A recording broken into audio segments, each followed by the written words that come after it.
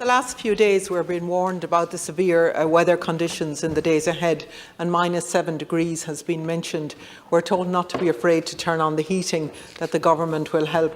Now imagine if you're living in a pyrite home in Mayo, or a mica home, or a pyrite home in Donegal, with the gaping gaps in the walls, and wind and frost coming through, where the window frames have detached from the blocks, and you've been looking at this for the last 10 years, 10 winters.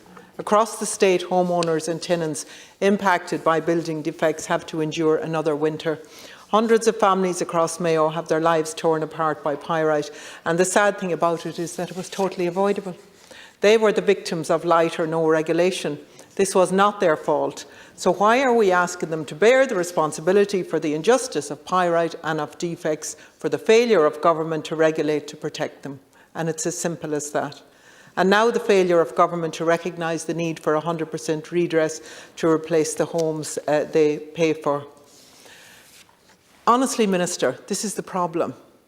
We met in Westport about 10 days ago again with all of the homeowners who've been impacted there. They were homeowners who were actually given the mortgages by Mayo County Council, who were billed by a housing body. So it was oversight by all of the government bodies.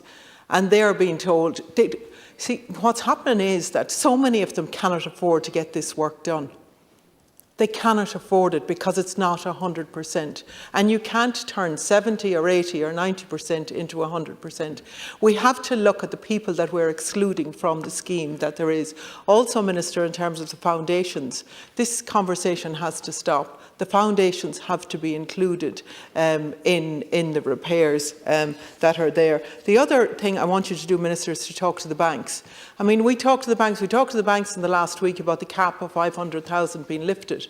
And we have the banks. I have a letter here from the bank to the homeowner who is impacted by pyrite, saying that I desperately need some funding to be able to access this scheme. And the bank are basically saying, no, there's nothing for you here. There's no equity in your house, so we don't want to know. Minister, there are so many things that need to be done in this scheme to be fixed.